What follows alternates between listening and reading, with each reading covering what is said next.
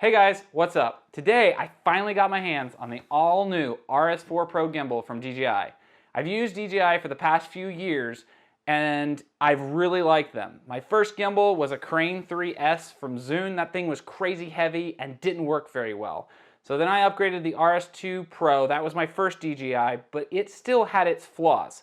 So I upgraded to the RS3 Pro because it can handle bigger cameras, because I shoot on a Z9, and that has been amazing. I've loved it ever since I got it. So when I heard that DJI was launching their new gimbal, I had to try this thing out. So I can't wait to see what this thing can do. So without any further ado, let's get this thing out of the box and find out.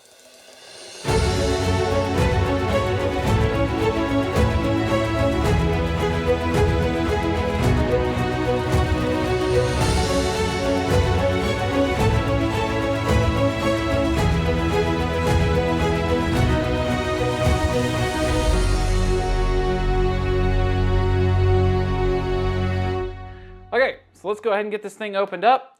And that broke on me there. That's awesome. May have to grab my knife behind me. Nope, that worked.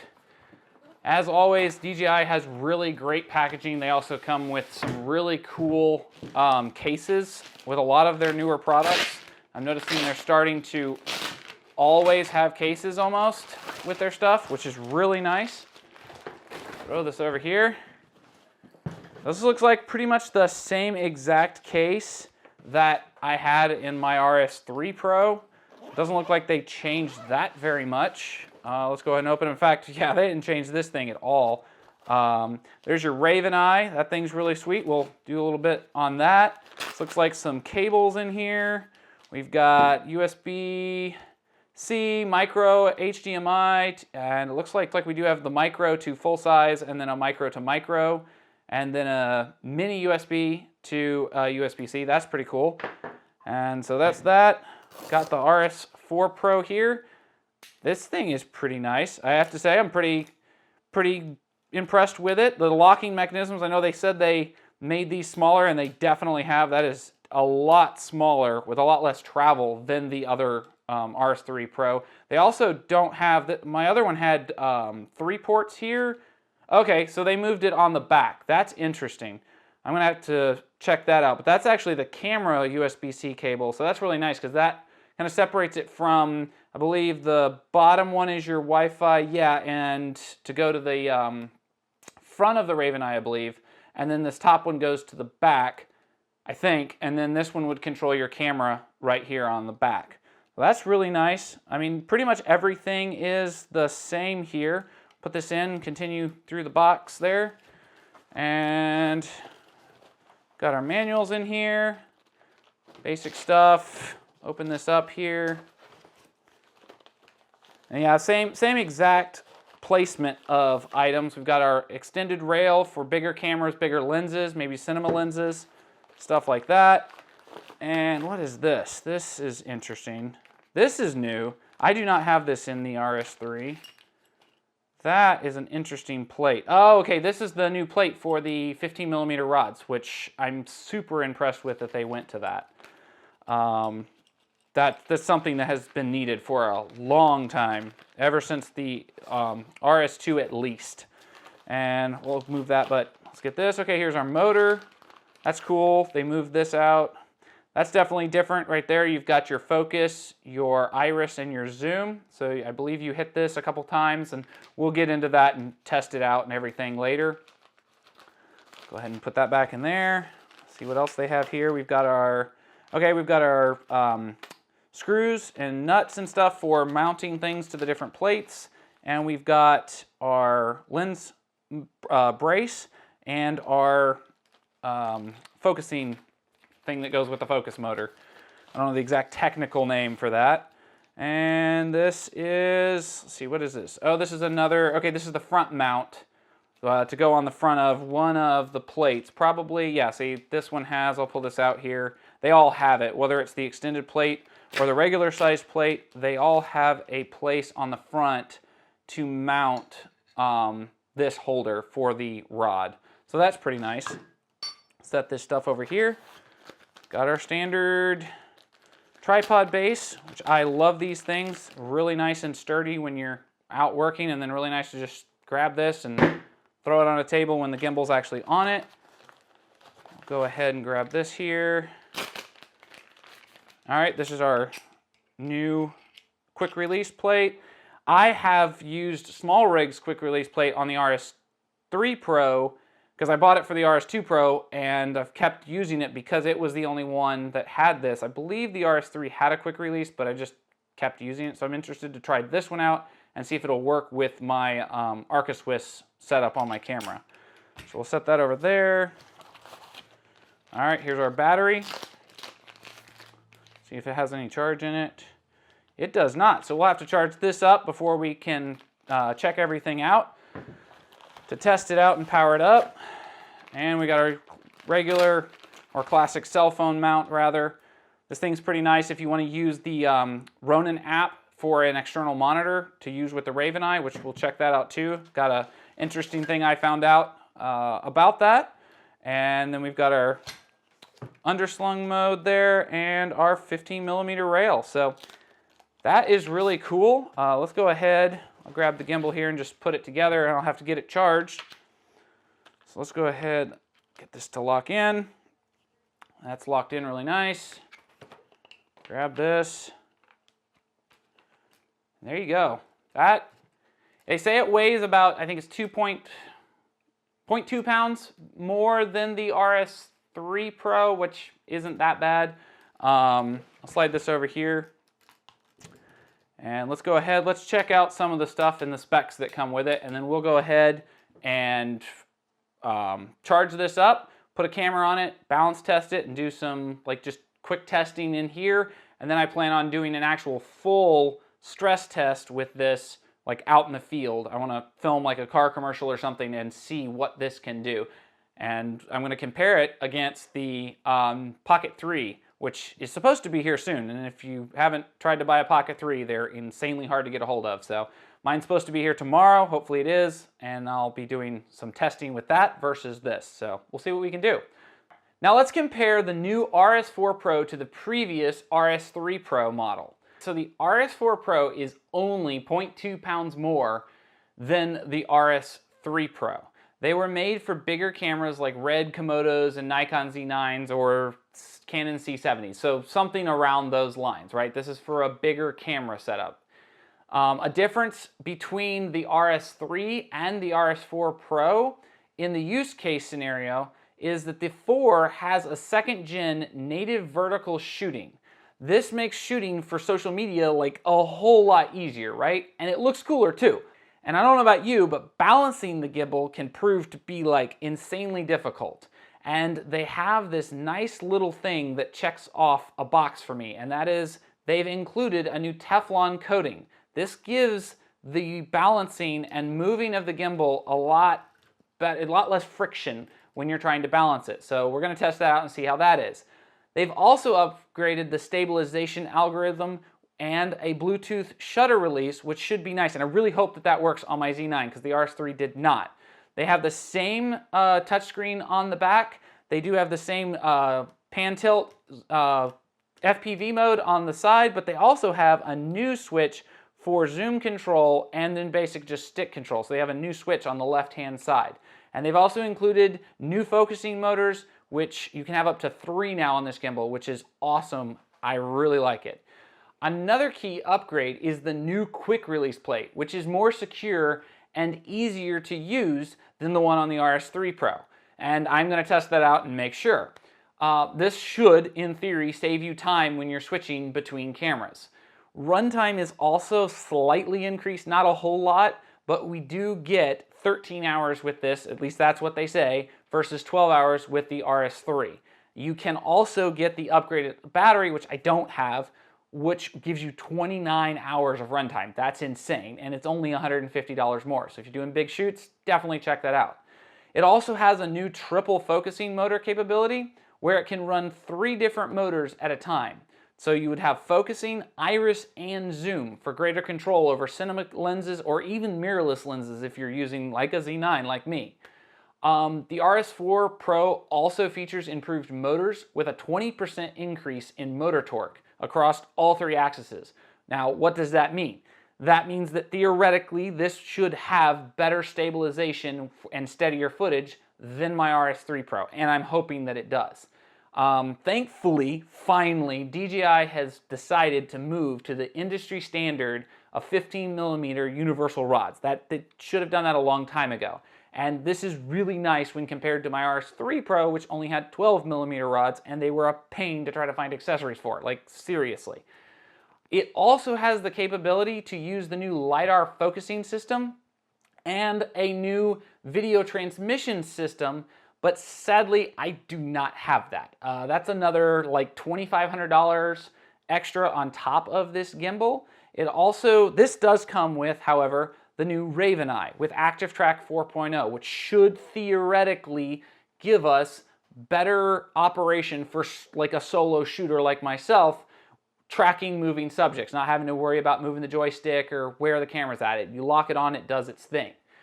And if you want to fully upgrade this, so you want to go with the Raven Eye and everything, they also launched the new DJI Focus Pro all-in-one combo, which is an additional $1,850, $1,849, which has the Focus Pro unit, the DJI Focus Pro grip, DJI Focus Pro LiDAR, and a single Focus Pro motor. So I think that gets you two, and you'd have to buy the third one, I believe. I don't have it.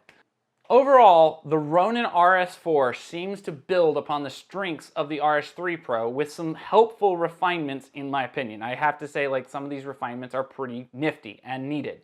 It should be a decent upgrade for any videographer or filmmaker working with everything from social media to large-scale productions. I mean, I've used DJI's gimbals for everything from local TV productions to shooting a NASCAR spotlight for driver Armani Williams at the Texas Motor Speedway. And I have to say, the gimbals have never let me down. Even with their few flaws, DJI always upgrades and fixes a lot of the issues, and it's always been a worthwhile upgrade from the 2 all the way to the 3, and I'm pretty sure all the way to this, the RS4 Pro. So I can't wait to charge this thing up and check it out. I'm gonna go step away real quick, get it charged, and then we'll do a quick test in here and see what this thing can do. All right, so we're back. We've got the RS4 Pro all charged up, and I wanted to go ahead and pull my RS3 Pro in and kind of do just a quick size comparison. So I'll go ahead and show you, this is fully balanced, so I can start this up here. This is, my standard rig that I would use with my camera, standard gimbal, it's all working, all balanced. I usually run my Raven Eye underneath, running to my camera, and that's about what I use. I don't tend to use the focusing motors all that much. It's a Z9, it's got a pretty good mirrorless focusing system. I don't need to worry about too much there. So maybe in a future video, I may connect that up and do some more testing with that. It might be cool. But yeah, that's the RS3 Pro. I really like it. This has been, my workhorse for the last year. So I'm gonna go ahead and pop off the Z9 here. And this is my wife's camera. My camera is actually currently what's filming, which is my other Z9. I'm gonna try this for the first time. This is their quick release plate. And normally they want you to use, I have it over here, their bracket, and then plug this into the bottom and screw it in. But I've got Arca Swiss on everything. I like everything to be really quick, sync it up. That's why I've got my small rig plate here, and I'm gonna see if theirs will work. If not, I'll switch it over. So let's go ahead and pop it in there. I'm already gonna say, yep, that is not gonna work. So go ahead and roll this out here and get this off. There we go. And I will disconnect my small rig plate from my RS3. And I'll set this over here out of the way. So this should hopefully work. Yep, look at that. Perfect. I've had this plate since the RS2 Pro, so it's gone with me and never had a problem with it. Drop it in there. There you go. Camera's mounted. I don't have to worry about anything. I don't have to screw in an extra bracket. If I wanted to use the rails, that might be a problem because I've noticed while I was charging the battery that their new rail system has an actual hole for the rail on the left-hand side, which is interesting, and I want to try it out, but I am going to have to screw it into my plate system because on my other camera I have an entire cage, and I'm not taking that thing off to put this plate on, so I have to figure something out. So let's go ahead and do the first balance test and see how this balances. So right off the bat, look at that. That is not balanced at all. Kind of figured, but let's roll this forward here. Seems a little top heavy. Let's go ahead and actually balance. I'm gonna lock that in place. Let's throw this down. There we go. Let's get some more offset. Okay, I'll lock that into place here. Then I can balance. You're supposed to balance this first, the top, or the pitch. I call it the pitch axis. That's not what it is. It's a roll. Let's go ahead. There we go. That looks pretty good. That's not bad. We'll lock that into place. And okay, so now we'll go and balance the second part of this. And slide that there. I will say it's a little, feels a little tighter. Everything feels a little bit tighter on the gimbal. This is being a little fussy here. Let's go ahead and tighten that down. See what's going on here. We're still rolling backwards. No, actually, that's not bad right there. So there we go. That's not bad. Now let's check. The one problem that I always had a problem with was the roll axis. Drove me nuts. It didn't balance right. And I believe it's the roll axis. I may have that backwards. But anyway, this arm just wouldn't slide. So with the new Teflon coating, I'm hoping that this is easier to move. So I'm going to go ahead and unlock this here. And it doesn't, I'll be honest, I don't notice that much of a difference. I still gotta give that a pretty good reefing, you know, push on there. I'm pushing on it pretty good to get that to balance. That could be that that's a little too tight maybe. Let's loosen that up. I mean, that's still, even loose, that's not super loose, but that's still pretty tight. I don't know. Honestly, it may be that it hasn't been used a lot, so it needs to be used, but for me personally, I don't think that that's inherently a lot easier than the RS3. Let's go ahead and check this. I know I watched the balancing video from DJI, and they said once this is balanced like this and it sits here, this is supposed to be balanced. I always tend to balance it differently, but I'll do this for time's sake here. Let's lock this down. There we go. All right, should be good. And let's go ahead, yep, my lever's over here.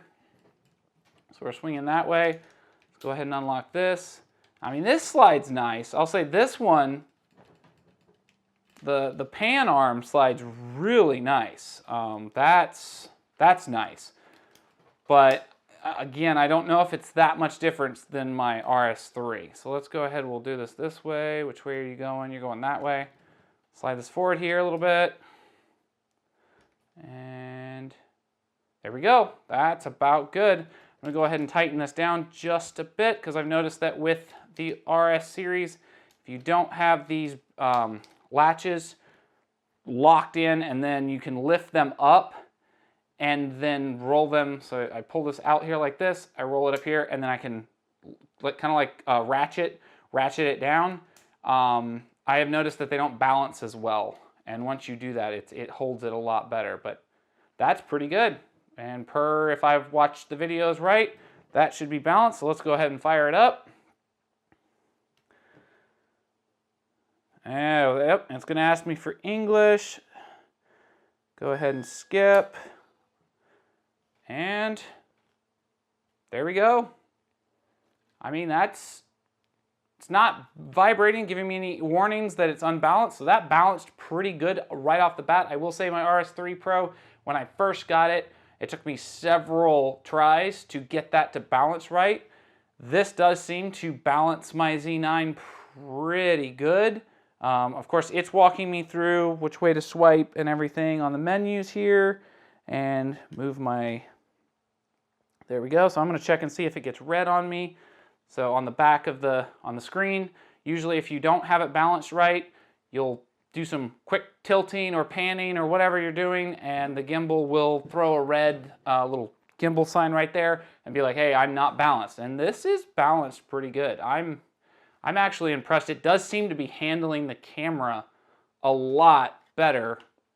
The RS3 would by now have probably thrown a red somewhere. Something, It was, again, really hard to get that balanced. So I'm gonna go ahead and shut this off to see. Okay, so I don't have this set. You can have this set to lock in place like it was, or to fold up. I do like the fold up because when I travel a lot, I like it to go into a more compact position, basically. But what I'm gonna do, I'm gonna plug up the Raven Eye here. So I'll get my cables undone here. I had some Velcro. They have twist ties. I like Velcro on all my stuff. All right, this is mini to mini. Let's go ahead and move this out of the way here. And I've got, there it is. So there's full size to that. I'm gonna plug up my Raven Eye. I will probably have to rebalance this once I get this done. Let's go ahead and plug that in. There we go. The cable seems a little shorter too. Maybe not, but I'll have to see. All right, let's get the camera control cable, which is nice. This is back on the back of the gimbal now. Almost dropped the gimbal. That would have been not fun. So yeah, that's actually really nice. That now comes around the back of the camera, where before you had to wrap it under the lens, and now it just comes out the back. That's really nice. Let's get my other USB-C cable here. And yep, make sure that's it. Put these over here, and I will have to flip this around. Check out the front, and I think there's my Wi-Fi connector. Now this one I still have to link under here. Actually, no, that's right. This should go on the bottom down here.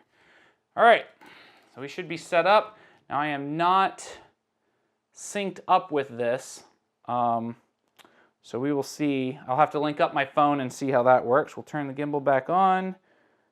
For some reason it's still telling me, oh, I've got to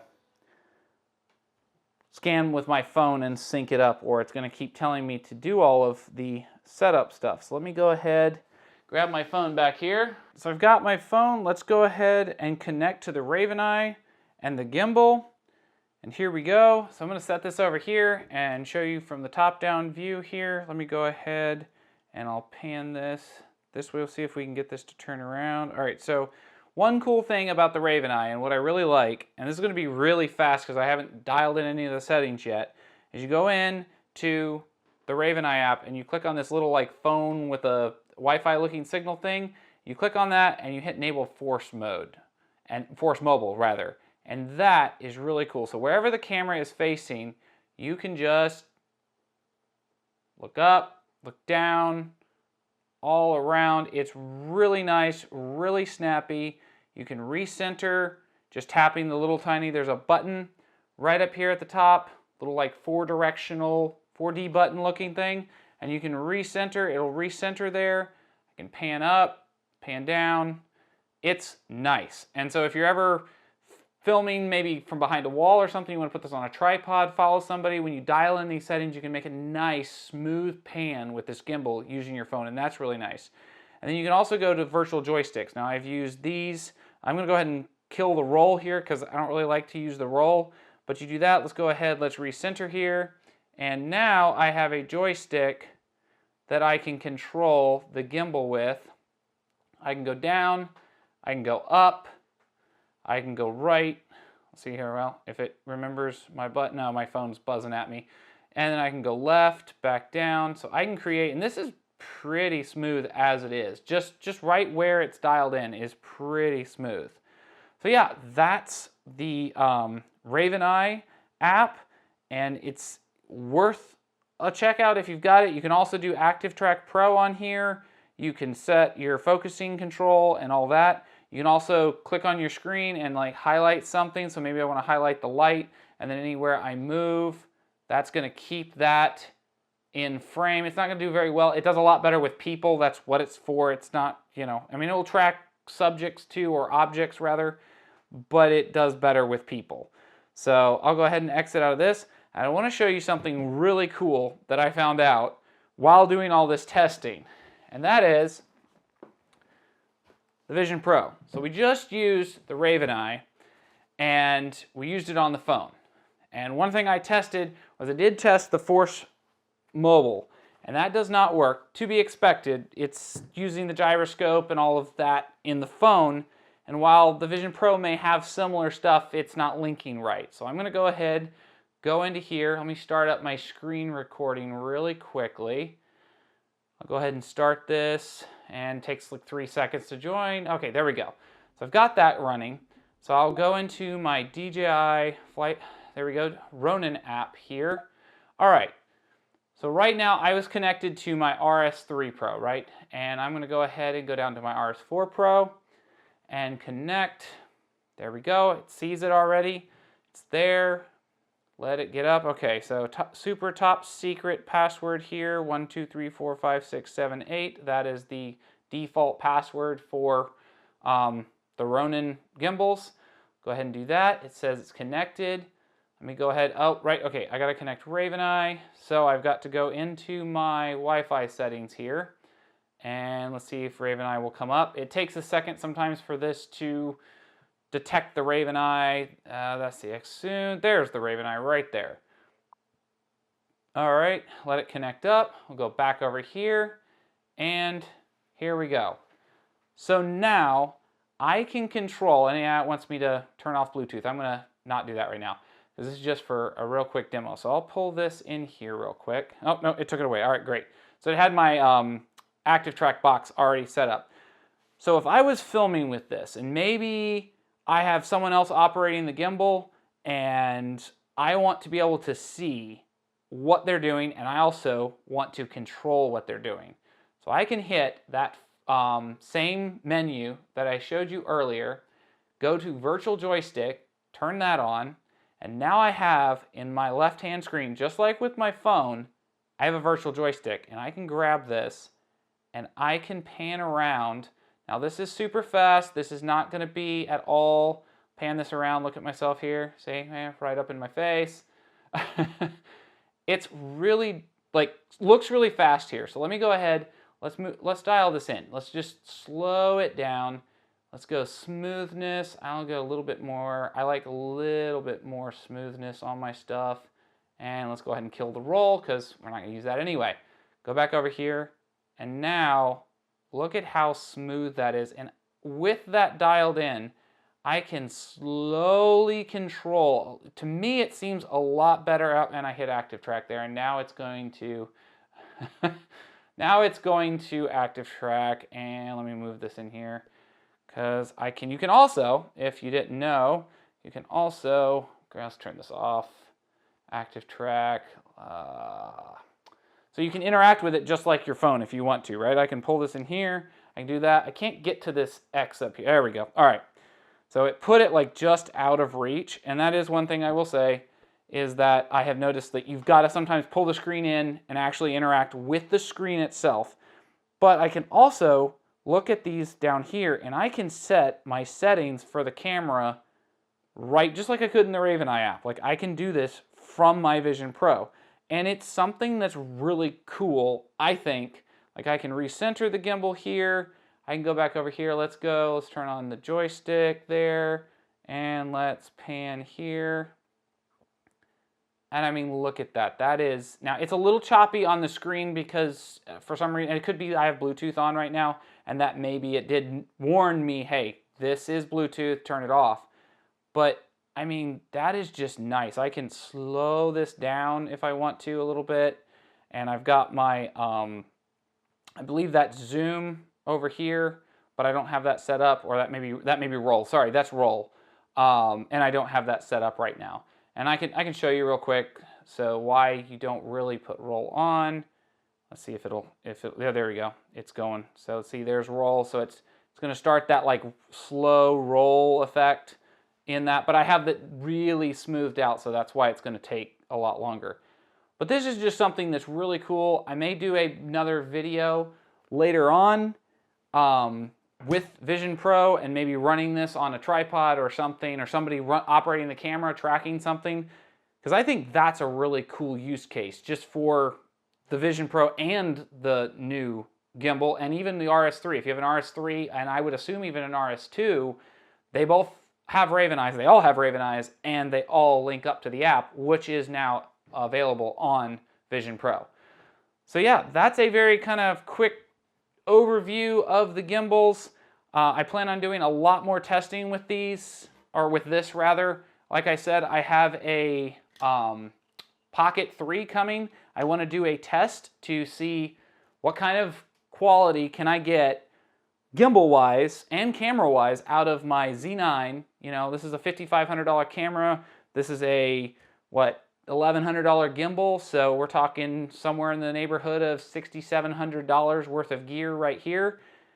And the Pocket 3 runs like $500, $600 if you get the creator content, I think. So can I get similar footage or exact footage out of those two? And I want to do a test and head-to-head comparison. So keep an eye out for that video, and until then, we'll see you in the next one.